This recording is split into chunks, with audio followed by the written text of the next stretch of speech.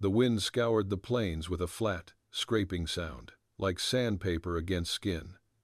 Gray sky stretched over the world, heavy with nothing, not rain nor promise. A rusted fence leaned into the wind along the rise, posts splintering, wire slack and moaning. Below it, at the foot of the slope, a wagon lay tipped on its side. One wheel spun uselessly in the cold breeze, creaking with each turn. The horse that had pulled it was gone. There were only tracks, hooves digging into the brittle mud, then nothing. She stood beside it, her bonnet pulled low, skirts crusted with road dust and torn at the hem. One child clung to her leg, eyes red. The other sagged in her arms, too tired to cry anymore. Her hands trembled as she adjusted her grip, but her face held, white-knuckled strength. That stubborn kind that outlasts hope because there's nothing else left. The baby coughed. She pressed her lips to his temple. He was warm, but not the good kind. Fever heat. She felt it with the old terror that came from too many graves, too many cold hands. Behind her, the long road stretched back into the nothing they'd come from.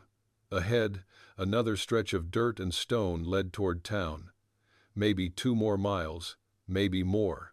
The land rolled soft and slow, hiding everything until you were right on top of it. A vulture glided low across the sky, and her throat tightened. She shifted the boy on her hip, pressed the girl's hand tighter in hers, and started walking again.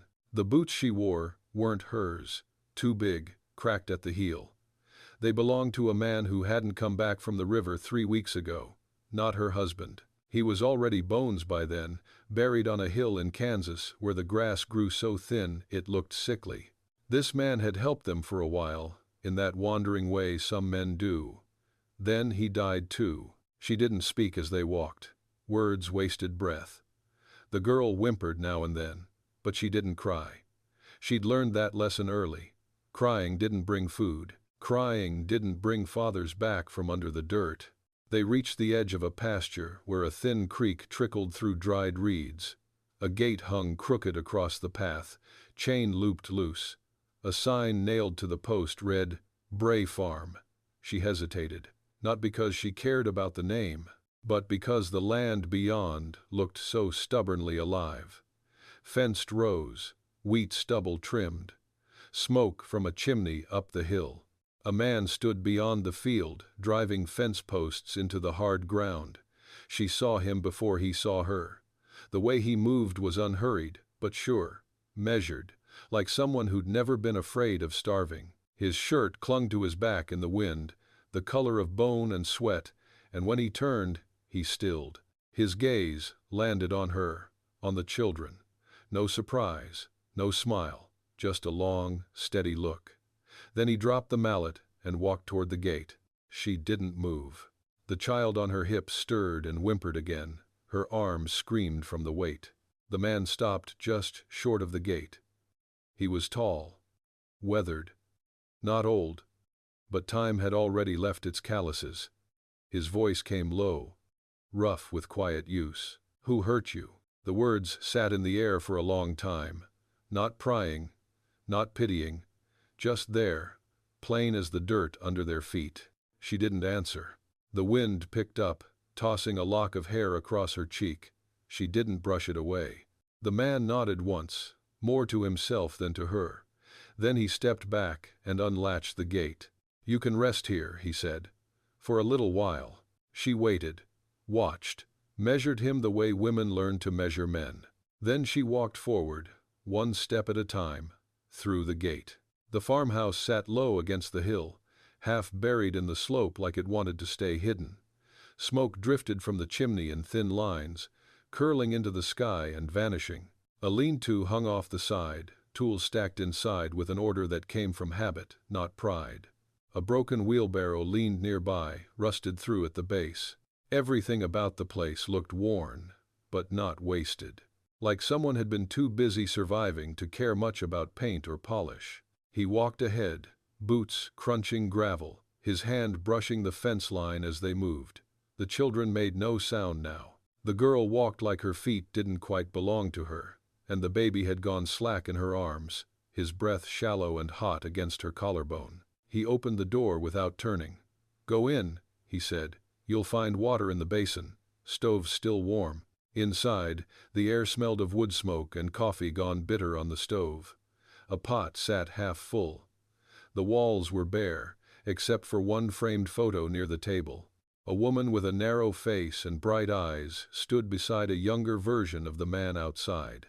The woman wasn't smiling, but she looked alive in the photo, like someone who'd laugh loud and mean if you crossed her. The widow she had stopped thinking of herself as anything else stepped inside and set the baby on a threadbare cot in the corner. He stirred, his lips cracked, but did not wake. She pulled the girl close, peeled off her shawl, and knelt by the stove. Her fingers shook as she reached for the water basin. She drank first, fast and sharp, then passed the tin cup to her daughter. The girl drank slow, with a child's hesitance, then held it out silently for more. The man stepped in, filling the doorway. "I'll bring something from the barn," he said. "Goat's milk and some bread, not much, but enough to hold 'em." She looked up. Her lips parted, but no sound came out. "You don't have to say it," he added. "Not now." He disappeared again, the door closing behind him with a soft click. She exhaled for the first time in hours, maybe longer, her spine bent forward, hands resting on her thighs. The girl crawled into her lap, and she wrapped her arms around her without thinking, pressing her close, as if the heat from her body could burn away the cold that had settled into their bones since Nebraska, or maybe before. Outside, the wind whistled against the eaves. It was a lonely sound. But inside, the stove cracked and popped, and the scent of something real bread maybe began to drift in from outside. The girl spoke. "Mama, are we staying?" She didn't answer right away, but she held her tighter. The man returned with a pail and a cloth-wrapped bundle. He set them down on the table and crouched beside the baby. His hands were large, calloused, but he touched the boy's forehead with the care of someone who had lost a child before. "Fever's not too deep," he said softly. "He'll make it." She nodded. Still no words. He stood, ran a hand down his face, and glanced at her, then away again. "I was married," he said. "Once. Her name was Clara. She died 4 winters back. Got sick and went fast. No children, just her and me, and the ranch." She didn't know why he told her that. But it didn't feel like boasting or pity. It felt like laying down a card. He picked up his hat from the table. "I'll be out back. Holler if you need." And just like that, he was gone again. She fed the children slowly. The bread was coarse but soft in the middle, the milk warm and thick. The boy drank a little, then slept again. The girl fell asleep in her lap, crumbs stuck to her chin. Outside the window, the sky turned the color of ash. She stood once the children slept and moved to the door. It creaked when she opened it, and the cold air cut through her like a knife. He was splitting wood near the edge of the yard, steady as a metronome. She watched a long while. Then, barely above a whisper, she said, "My name's Evelyn." He stopped, axe mid-air, and turned. "All right," he said. And then, like a promise, "I'm Callum. If you've felt the weight of silence and still searched for hope, subscribe and share this path." The next morning brought frost clinging silver to the porch rails and to the bare stalks of last season's corn, like winter had decided to warn them without yet arriving. The stove inside had burned low during the night. Evelyn woke before the sun, aching in her hips, her neck stiff from holding the baby too long in one position.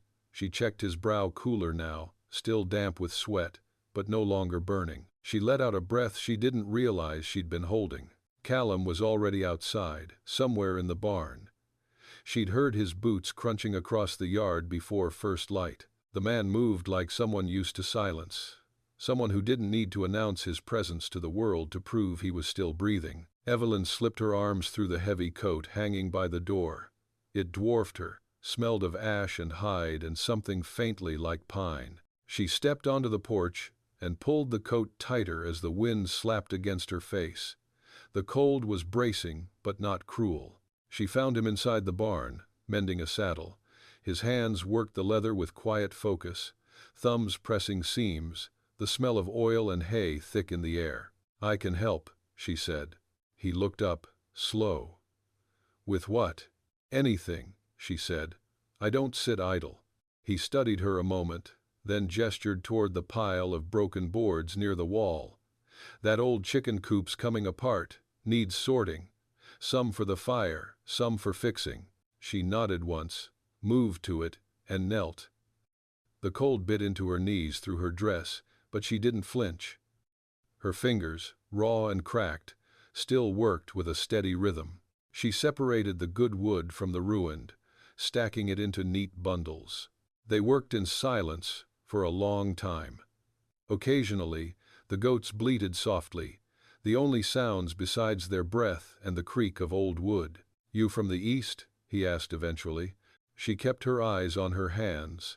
"Arkansas, near Siloam Springs. That's a long way." She nodded. "What brought you all the way out here?" She didn't answer right away. She found a board full of termites and set it aside. "My husband got it in his head we'd find land in Kansas. Government was giving out parcels if you stuck it out 5 years. He wanted more than what we had. Trouble was, we didn't have much to start with." Callum said nothing, just the sound of his knife slicing thread from a worn strap. "He took sick. Dust in the lungs, I think. Coughed for months, then just stopped." Her voice didn't waver, but something inside her pulled taut. "Buried him in the spring. The rest I just kept moving." Callum didn't look at her, but he set the saddle down gently, like something sacred. "You done right by them," he said, "getting this far." She didn't answer. Praise didn't sit well. It didn't change the past or fill a stomach. After a moment, he rose, brushed off his hands. "I'll take the cart into town later. Pick up flour, salt, maybe a bolt of cloth, if the store still carries decent wool." She looked up at him. "You don't need to spend on us." He gave her a long, even look. "I know what I need to do." Her hands paused on a splintered beam, then slowly resumed. Later that afternoon, she found the courage to sweep the floor, to wash the old linens hanging unused in the trunk. She hung them on the line, let them flap in the wind like white flags in a war neither side had won. The baby's fever broke that night. She wept quietly into her sleeve when he opened his eyes and reached for her cheek. The girl laughed the next morning when a hen flew up onto the porch railing and squawked loud enough to scare the dog. It was the first laugh Evelyn had heard from her in weeks, maybe months. Callum returned that evening with flour, salt, and yes, a bolt of soft gray wool. He didn't offer it like a gift, just set it down on the table, like it had always been there. She ran her hand over it, slowly. "You didn't have to," she said. "I know," he replied. They stood in the kitchen as the light died outside, shadows climbing the walls like vines. "Why are you helping us?" she asked. He thought for a moment. "Because someone should have helped Clara," he said. "And no one did." Winter crept in slow that year, like an old man reluctant to sit. The snow came in whispers, first dustings, then thick patches that lingered in the hollows. The world turned white by degrees, and the days shrank around them, tightening like a belt after famine. Evelyn woke each morning before the sun and pulled her son to her chest, feeling for fever, listening for that clear, sweet breath. He was strong now, his color had come back, and he'd started grabbing at her hair with curious fingers. The girl Rosie chased the chickens each afternoon, laughing more freely now, though she still hesitated at loud sounds or when strangers rode by the road. Callum had built them a place in the lean-to, a cot for each child and a curtain hung for modesty. Evelyn insisted on it. She would not sleep under another man's roof without boundaries. He hadn't argued, only built it. He was a quiet man, but not closed. He told her things now and then, not in stories but in sentences dropped like coins. His father had died from a fall off a horse. His mother, years before that, from childbirth. He'd raised his younger brother until the boy ran off west, chasing gold or girls, Callum never said which. Sometimes they shared a pot of coffee and talked while the wind knocked against the walls. Other times They worked side by side, fixing tools, tending to the animals, chopping firewood in a rhythm so practiced it felt like music. She learned the work of the land. Her hands blistered and healed. She drove fence posts with him, her shoulders screaming by evening. She slaughtered a chicken once, tears sliding silent down her cheeks as she worked the blade. He didn't watch her, just left the axe nearby and walked off so she could do it alone. She respected him for that. One evening, after Rosie was asleep and the baby quiet in the cradle, she stepped onto the porch where Callum sat whittling a piece of pine into something she couldn't yet recognize. "I want to pay my way," she said, "sewing, mending, whatever's needed. I'm not just passing through anymore." Callum didn't look up. "I know that." She watched the knife slide against the wood, clean and smooth. "Some folks in town, they've seen me. They've asked." She bristled. "What did you tell them?" "That a woman with children came through and the wagon broke. That they're here, that's all." She nodded. She didn't want pity or gossip, especially not from people who'd rather starve than welcome a stranger. He set the carving down, a small horse, nearly finished. "You don't owe me anything, Evelyn," he said, "but if you want to stay, you should have something of your own." She furrowed her brow. "What do you mean?" He pointed toward the north field, still fallow. "There's land there, good soil, near the creek. Needs clearing, but it'll grow beans or squash, maybe corn, if the weather's right. You'd give it to me?" "Not give, share, half and half. You work it, it's yours." She blinked, trying to measure the shape of that offer. Her life up to now had been shaped by men making demands, not invitations. "What if I fail?" she asked. He looked her dead in the eye. "Then you fail standing. That counts for something." The cold bit deep that night, but she slept warmer than she had in months. And in the morning, when she stepped into the field with a rusted hoe and her jaw set hard, she felt, for the first time in years, like maybe the world wasn't just taking things from her anymore. Maybe it was offering something back. By early spring, the snow had melted into thick rivulets that carved paths through the yard and ran wild down the hill. Mud clung to everything: boots, skirts, the hems of trousers, and the ground sucked at their steps like it didn't want to let them go. The creek by the north field had risen and spread out, flooding the edge of the land Callum had marked as hers. She stood at the border with her arms crossed, lips tight, staring down at her future half submerged. Callum came up beside her, holding a spade. "We'll dig a channel," he said. "Divert it around the edge." She looked at him, skeptical. "That'll take days." He shrugged. "What else we got?" They worked together for hours, both soaked to the bone before midday. He dug deep, and she hauled the mud with a battered tin pail. Rosie played nearby, her hands covered in wet earth, pretending she was baking pies. The baby sat wrapped on Evelyn's back, quiet and wide-eyed, watching the world unfold behind her. By the third day, the water began to shift, curling into the new path they'd made. The field started to breathe again. Evelyn stood in the fading light, hands caked in dirt, hair plastered to her neck, and laughed. Not because it was funny, but because the relief was too big to hold in silence. Callum smiled then. A small thing. It barely bent his mouth, but it stayed a while. That night, she brought stew to his table. She'd made it with goat meat and wild onions she'd dug up near the creek bed. He didn't say much, but he ate 3 bowls, and when he set the spoon down, he said, "You cook better than most." She raised an eyebrow. "Is that praise?" He gave a slow nod. "It is." Later, they sat by the fire, Rosie asleep in her cot, the baby resting on a folded quilt nearby. Evelyn stitched a tear in one of Callum's shirts while he read an old newspaper. The print faded and wrinkled. The oil lamp flickered between them, casting long shadows. "Tell me something true," she said quietly, not looking up from her needle. Callum's eyes lingered on the paper. Then he set it down. "I wanted to be a teacher," he said, "when I was younger." She looked at him, startled. "You?" He nodded once. "Had the mind for it. Numbers came easy. Words too. Mama taught me to read before I could ride, but Pa said it was a waste. Told me there was no shame in honest labor and that books wouldn't keep a roof overhead. He wasn't wrong. Evelyn kept stitching. So you stayed. I stayed. The ranch was all we had. Then Clara came, and I thought, maybe this was enough. Turns out, it wasn't for her. He didn't say it cruelly, just as fact.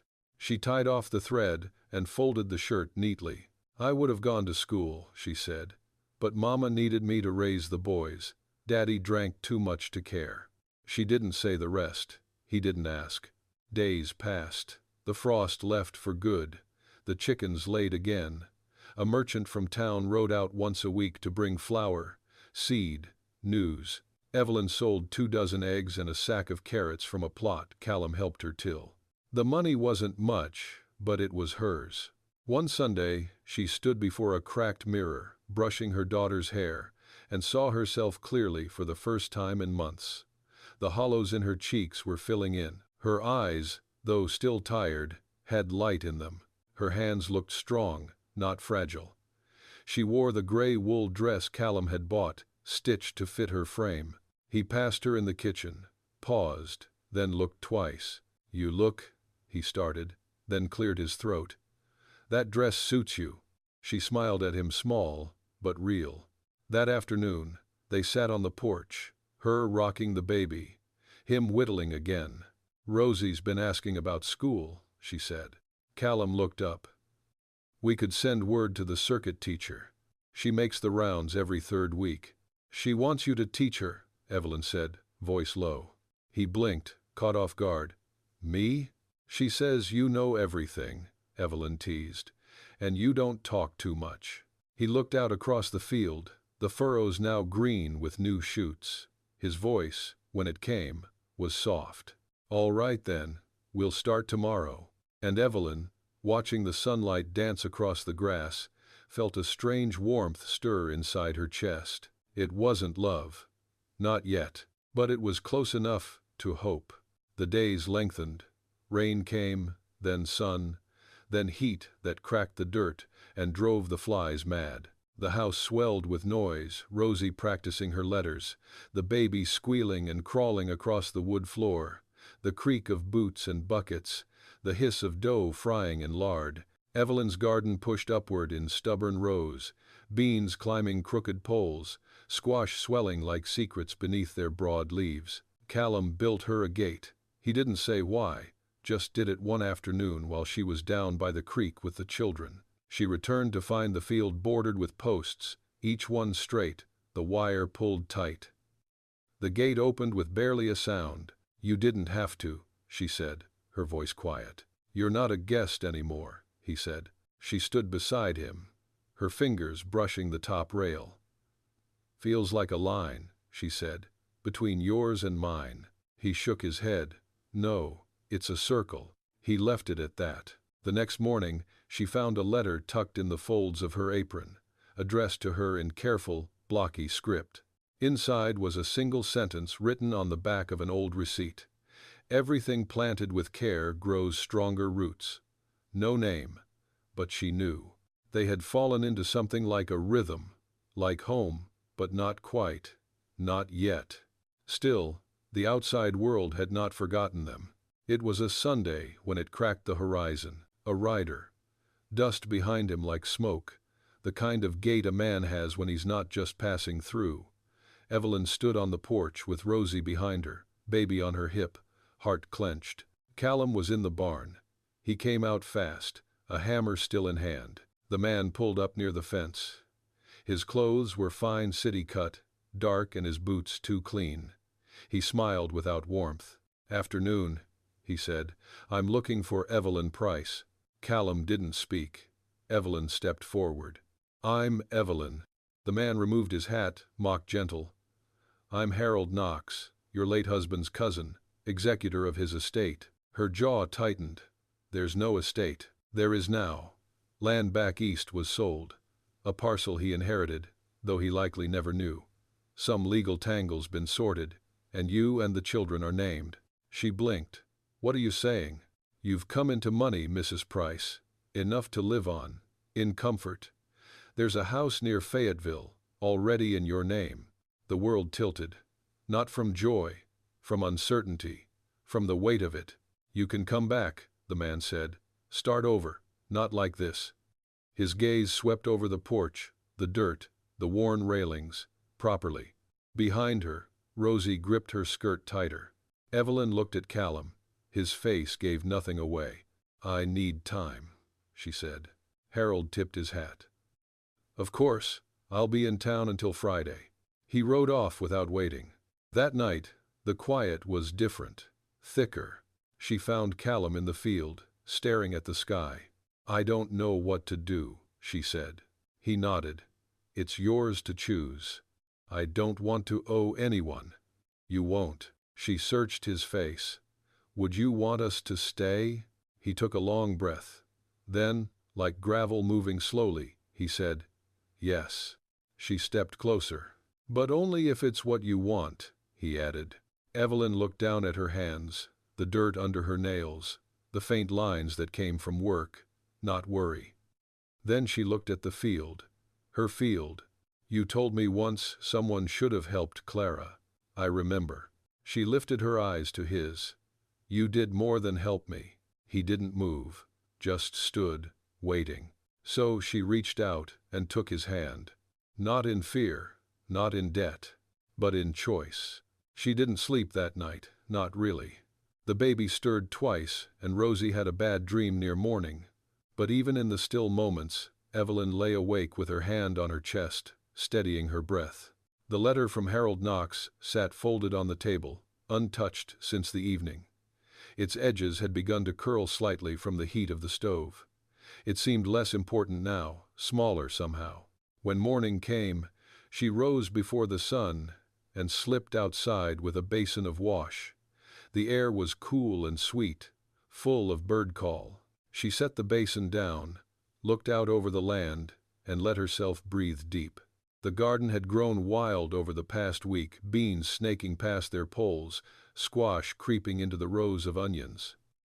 Life had a way of pushing forward when left untended. Callum was at the barn, as always, hammering something into shape. She stood at the fence and watched him work. He knew she was there but didn't turn. He let her come to him. I'm staying, she said. The words left her mouth like truth, finally spoken. She half expected to feel fear rise up afterward, the way it always had before when she said yes to the wrong man, or when she left town with nothing but 2 children and a tin of lard. But there was no fear now. Callum set the hammer down slowly. He turned to her, his face unreadable, and for a moment she thought maybe he would tell her she was wrong, that he didn't want this, not like this. But he only said, all right. She stepped closer. I need to go into town, she said. Talk to Harold. Close it up proper. He nodded. Will you come with me? Callum hesitated, then looked toward the house where Rosie played with the baby just beyond the porch steps. I'll keep the kids, he said. Evelyn blinked. Are you sure? They trust me, he said, and I reckon you need to do this on your own. She touched his arm, just briefly, then turned and walked back toward the house, her feet steady. Harold Knox sat in the back corner of the saloon, out of place in his pressed coat and soft hands. He rose when she entered, smoothing his lapel like he thought it mattered. Well, this is a surprise, he said. Evelyn sat across from him. No drink, no small talk. I'm not taking the inheritance, she said. Harold blinked. You pardon? Sell the land, keep your fee. Put the rest aside for Rosie and my boy. They'll get it when they come of age. I don't want the house, or the money. He stared at her like she'd lost her senses. You don't understand what you're walking away from. That land could change your life. She folded her hands. It already did. It helped me realize what I want isn't something I left behind. It's what I've got now. He leaned back, scoffing lightly. So you're going to live out your days with that rancher? Let your daughter grow up on dirt and calluses? Evelyn's jaw clenched. She's already stronger than most women I know, and she'll grow up seeing what it means to be loved without condition. That's more than most folks ever get." Harold didn't respond. She slid the paper across the table. "Draw it up legal. Send word when it's done." He stared at the paper. "You'll regret this." "No," she said, standing. "You will, someday." When she returned, Rosie met her at the porch, hair tangled and eyes bright. "Callum let us feed the goats," she said. "He said I can help name the new one." Evelyn laughed, pulling her daughter into a hug. Inside, Callum sat at the table with the baby in his lap, feeding him bits of soft bread. "You all right?" he asked her. "I am," she said, eyes damp but smiling. For the first time in a long while. That night, after the children slept, they sat by the fire without speaking. The silence between them was full, not empty. Callum reached into his coat and pulled something out small, carved, polished, smooth. It was the little wooden horse. "For Rosie," he said, "or the boy, when he's old enough." Evelyn took it gently. "You made this?" He nodded. "Just a piece of scrap." But it held. She looked at him then. Really looked. "So have we," she said. And he reached out, slow and certain, and took her hand. The fire cracked. The wind shifted. Somewhere, a new season waited. Spring turned to summer with a suddenness that felt almost cruel. The heat came in thick waves, and the grass grew tall and brittle, waving like dry silk in the wind. The creek pulled back into itself, thinner each day. Dust rose with every step, coating skin and clothes in a fine, unshakable film. But the house, Callum's house, their house was full of noise and color. Rosie's voice rang through the rooms as she practiced reading aloud from an old almanac Callum found in a chest. The baby took his first steps near the stove, tottering toward Evelyn with both fists clenched and eyes wide with joy. Chickens wandered into the kitchen if the door wasn't latched. Nothing was perfect, but it was whole. Callum had begun sleeping inside, at first just in the spare room across the hall. Then, slowly, like the sun creeping up over the plains, he became something more than a neighbor, more than a helper. They didn't speak vows. They didn't sign papers. They didn't need to. One night, after the children were asleep and the sky was black with stars, Evelyn stepped outside and found him fixing the fence by lamplight. "You never stop working," she said, arms folded. He glanced back at her. "You're one to talk." She came beside him, watching the shadows dance on the boards. The heat had broken just enough for the breeze to feel kind. "I used to think I had to earn everything," she said, "even love." He set down his hammer, waited. "My whole life, people took. They looked at me and saw something to use, and I let them, because I didn't know there was another way." Callum's voice came low. "There is." She nodded. "I know that now." He reached for her hand. She let him take it. "I'm not afraid anymore," she said. "Neither am I." She leaned into him, and he wrapped his arms around her, strong and solid and quiet. They stood like that for a long time, the wind tugging gently at their clothes, the land breathing beneath them. In town, the rumors shifted. Where there had once been whispers about the widow and the rancher, about propriety and shame, now there were softer talks. About a family that worked the land without complaint. About a girl who read better than most boys her age. About a man who smiled more than he used to. No one said it outright, but when Evelyn walked into the general store, folks nodded now. When Callum rode into town with the children in the wagon, they called out to him by name. In the fall, they built a new addition to the house. Just 2 rooms, but they built them together. Rosie picked the color for the trim, something between blue and gray. Callum complained, but painted it anyway. One evening, as the last nails were driven in, Evelyn stood in the doorway, her arms crossed over her chest. "Feels like something's ending," she said. Callum came up beside her, wiping his hands on a rag. "Or just beginning." She tilted her head. "You ever think about having more?" He looked at her belly, then at her face. "I do." She smiled. It had been weeks since she'd told him. They hadn't spoken of it much. No need. He brushed her hair behind her ear. We've come a long way. She looked out across the fields, now golden and heavy with grain. We're not finished yet. That night, she wrote a letter. To no one. To herself. I am not what they left behind. I am what I chose to become. When winter returned, it did not find them cold. Rosie hung a handmade star above the hearth.